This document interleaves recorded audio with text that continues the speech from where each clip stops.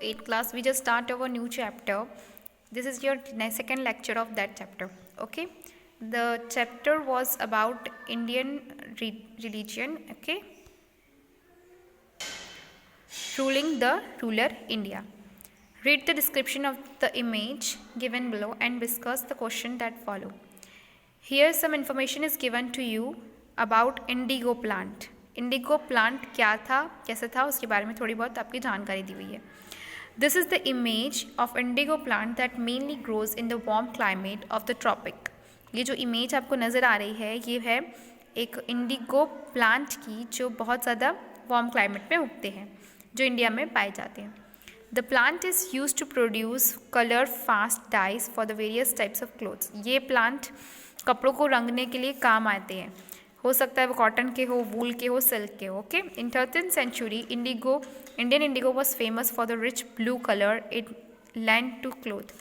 और इसी के दौरान 13th century के टाइम पर इंडियन इंडिगो करके कलर बहुत ज़्यादा फेमस हुआ जो कि ब्लू में था.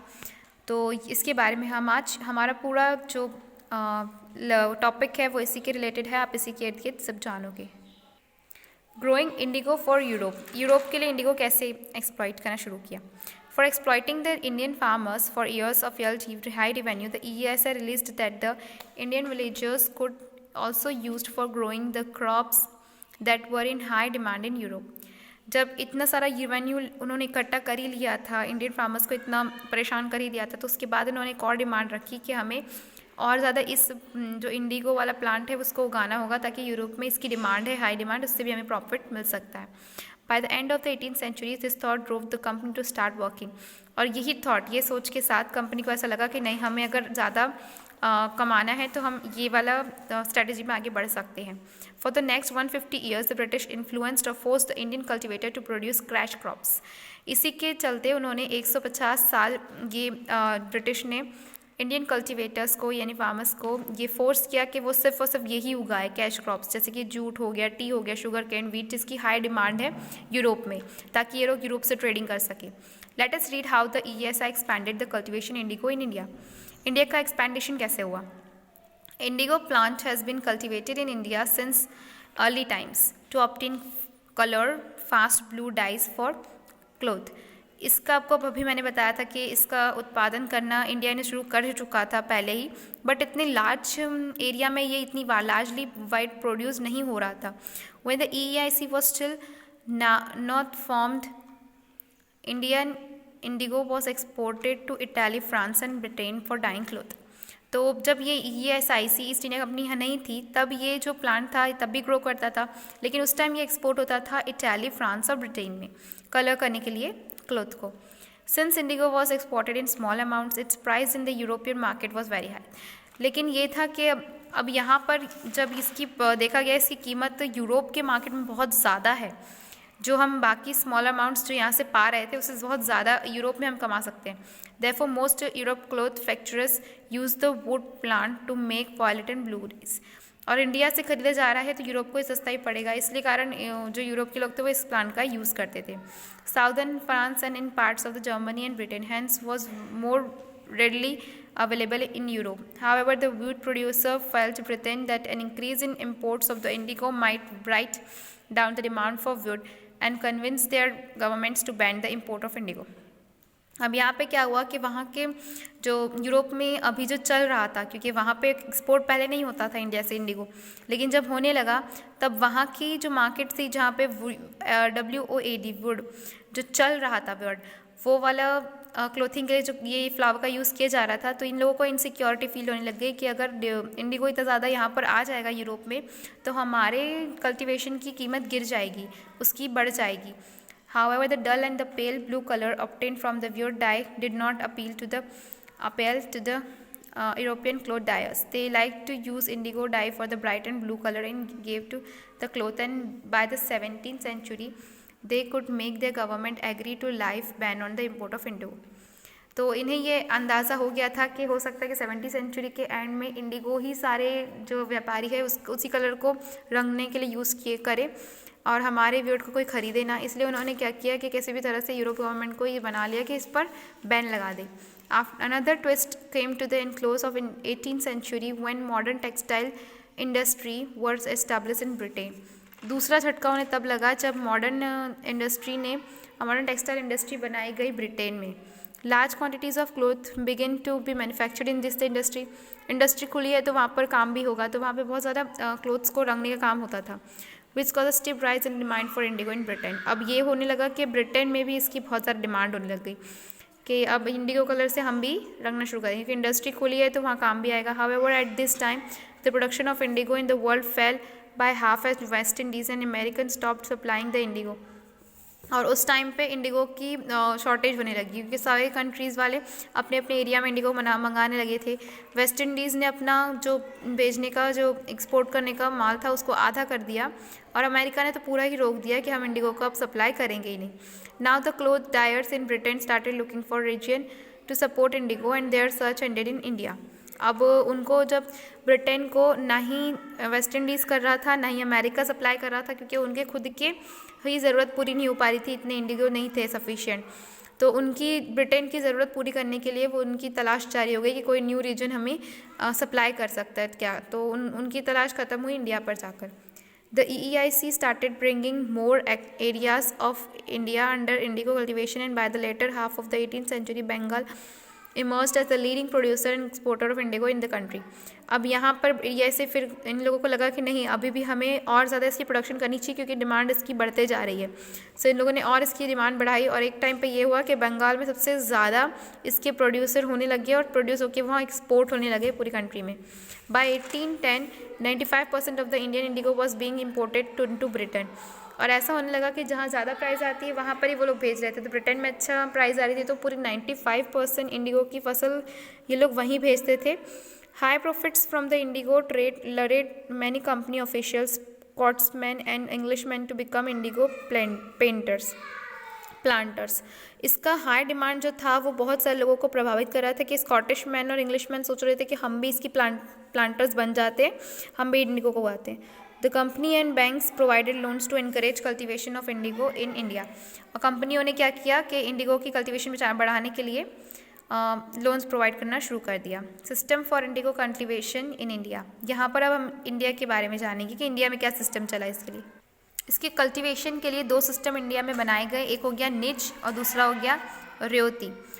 निच एक ऐसा सिस्टम था जिसमें प्लांटेशन और जो भी रेंट है वो सब रिच प्लांटर्स देंगे, जिन उनकी ज़मीन होगी उसको रेंट पे देंगे और उसको कल्टीवेट कराएंगे लेबर्स से. ठीक है, लेबर से. ये वाला हो गया. फिर रोयती सिस्टम क्या है? रोयती सिस्टम है कि फार्मर्स को फोर्स किया जाए, उनसे कॉन्ट्रैक्ट साइन किया जाए कि वो जो भी प्लांट करेंगे वो सिर्फ इंडिगो में ही करेंगे. जो भी कल्टीवेशन करेंगे उनके लैंड में सिर्फ और सिर्फ वो इंडिगो ही उगाएंगे और जितना भी उगाएंगे वो सरकार को ही देंगे. सो ये 2 तरीके यहाँ पर सिस्टम लाए गए. प्रॉब्लम्स विथ निच कल्टीवेशन. अब इसके साथ दिक्कतें क्या थी? The cultivation of Indigo was possible only fertile lands and it's farming was profitable only 1 large holdings. यहाँ पे ये दिक्कत थी कि जो रिच लोग थे जिनकी ज़मीन थी वो लोग पूरा प्रॉफिट ले जा रहे थे. जो वहाँ पर आके वर्कर्स लेबर्स काम करते थे उनको पर डे वेजेस तो मिलता था, लेकिन वो इनफ नहीं था क्योंकि इसकी कीमत बहुत ज़्यादा थी मार्केट में. और स्मॉल जितने छोटे छोटे लोग रहते थे उनको तो लोग इजीली दबा देते थे. इसलिए यहाँ पर सबसे ज़्यादा प्रॉफिट सिर्फ रिच लोगों को हुआ. इस कल्टीवेशन में जो बोलते हैं ना डेवलपमेंट नहीं हो पाया. सेकेंड दिक्कत ये हो गई कि वहाँ पर जितने लेबर्स थे, प्लीजेंट्स जो थे, उन्होंने क्या किया, प्रोटेस्ट कर दिया कि हम इसको आगे और नहीं बढ़ाएंगे, इसका प्लांटेशन हम यहीं रोक देंगे क्योंकि हमें यहाँ पर सफिशिएंट लेबर नहीं मिल रहा है. सेकेंड प्रॉब्लम ये आई कि यहाँ पर हायरिंग सफिशिएंट लेबर्स, क्योंकि लेबर्स बढ़ जाते थे. जिस टाइम पर इंडिगो की फसल कटाई हुई की जाती थी उसी टाइम पे सेम राइस को काटने का, धान काटने का भी टाइम आ जाता था, तो लेबर्स को बंटना पड़ता था मजबूरी में क्योंकि सीज़न दोनों के सेम है. अगर दोनों में से कोई एक वो उगा भी लेता है तो वहाँ पे लेबर्स की कमी होती थी. The requirement of plugs and buckets in indigo plantation was far more than those needed to cultivation of others crops. ये होने लगा कि इंडिगो से ज़्यादा फ़ायदा होने लगा, मुनाफा होने लगा, तो वो लोग सबसे ज़्यादा इंडिगो उगाने लगे। तो इससे क्या हो रहा था, अदर कल्टिवेशंस को बहुत ज़्यादा नुकसान हो रहा था कि अदर चीज़ें नहीं उगाई जा रही थी, सिर्फ और सिर्फ ये उगाई जाती थी। Till the late 19th century less than 25% of the land producing indigo was under the nij system and the rest was under the ryoti system. इसी वजह से जब तक इसमें इतनी सारी दिक्कतें थी, इसी वजह से इसको ये 25% ही लैंड प्रोड्यूस इंडिगो में यूज़ किया गया निज सिस्टम को, बाकी रोटी सिस्टम से ही बनाया गया। रोटी सिस्टम क्या था? रोटी सिस्टम ये था कि वहाँ पर जितने भी फार्मर्स हैं जो उसको प्लान कर रहे हैं, उनसे एक कॉन्ट्रैक्ट साइन करा दिया जाए कि ये जो इंडिगो उगा रहे हैं उसका पूरा परसेंट जितना प्रॉफिट है उसके इतने परसेंट वो सरकार को जमा कर दे। देन उनको फ्रेश जो एक बोलते ना लोन भी वो लोग प्रोवाइड कर रहे थे कि हम आपको बिल्कुल चीप रेट में लोन दे रहे हैं कि आप अपने इंडिगो ही उगाएं। ये लेकिन एक तरह से ज्यादती हो रही थी उनके साथ। The rotary system had its own set of problems. The roads were not given a fair price for cultivating indigo, because of which they could never repay their loans. On top of this, the planters forced the roads to grow indigo in the most fertile piece of the land on which rice was grown. दूसरी दिक्कत ये आ रही थी कि उन लोगों का ने जो कॉन्ट्रैक्ट साइन कराई थी उसमें प्रोडक्शन इंडिगो की ही सिर्फ लिखी थी, यानी अगर उस लैंड पे सबसे ज़्यादा फर्टिलिटी है कि वो बहुत ज़्यादा क्षमता वाली लैंड है कि वहाँ पे बहुत ज़्यादा अच्छी एग्रीकल्चर होगा, तो इनका कहना आता था कि वहाँ इंडिगो उगाओ। लेकिन वहाँ पे राइस भी तो उगाना चाहिए था, क्योंकि राइस उन लोगों की नीड थी। इंडिगो सरकार की नीड थी, लेकिन राइस जो थी वो इन लोगों की नीड थी।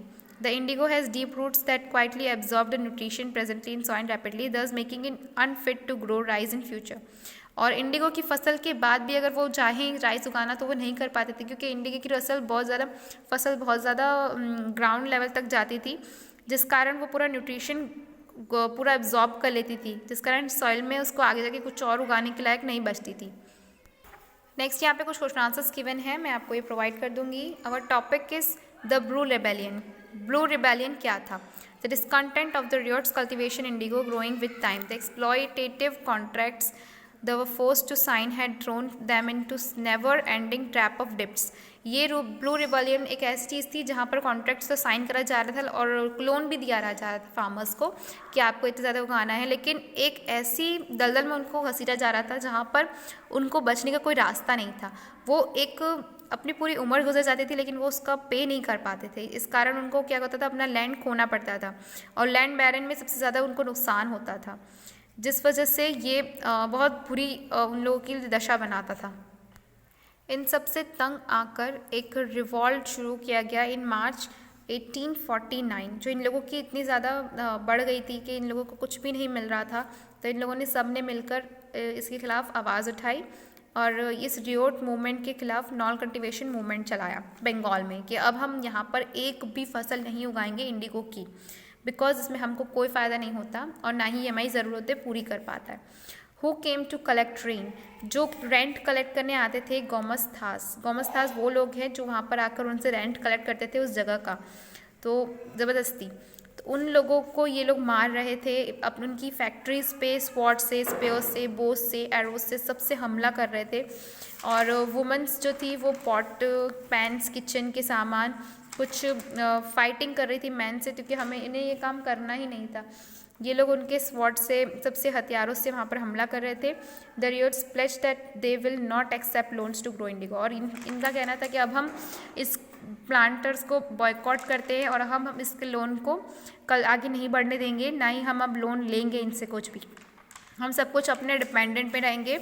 और इसी को ब्लू रिबेलियन के नाम से फेमस हुआ, यही जो रिवॉल्ट था।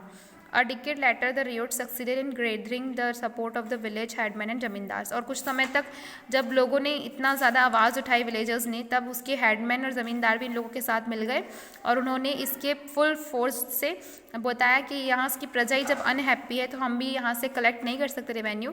तो ज़मींदार्स और उन्होंने भी इनके साथ जुड़ गए और एक साथ इन्होंने ये बैटल लड़ी। बहुत पीरियड ऑफ टाइम तक ये चली। फिर ये रियोट्स ने एक ब्रिटिश के ऊपर एक इम्पैक्ट छोड़ा और उन्होंने इसके खिलाफ आवाज़ उनकी सुनी। जब ये लोग सब एक साथ मिल गए तो इस रियोट में मिसप्लेस्ड वाला नोशन में इन्होंने क्या किया, ब्रिटिश गवर्नमेंट ने भी इनका साथ दिया, क्योंकि इनके सपोर्ट के बिना ये लोग इतने आगे नहीं बढ़ पाते। तो जितने भी स्ट्रगलर्स थे जिन्होंने स्ट्रगल किया था इतने टाइम तक, प्लांटेशन किया, इतना सारा प्रॉफिट कमा कर दिया ब्रिटिशर्स को, उनको कुछ नहीं मिलने के बाद उन्होंने ये ठान ली थी कि अब वो इसको उगाएंगे ही नहीं, इंडिगो फार्मिंग करेंगे ही नहीं। ये बात थी जब 1857 का स्ट्रगल, जब फर्स्ट रिवॉल्ट हुआ था इंडिपेंडेंस का, उसके बाद के 2 इयर्स बाद यानी 1859 में ये बात उन्हें समझ में आ गई कि ईस्ट इंडिया कंपनी को कि हम इतना ज़्यादा दबाव नहीं डाल सकते, बिकॉज वैसे ही इन लोग का स्ट्रगल चल रहा था इंडिपेंडेंस का। फिर उसके बाद ये वाला रिवॉल्ट से और ज़्यादा उन लोगों में हिम्मत बढ़ गई है।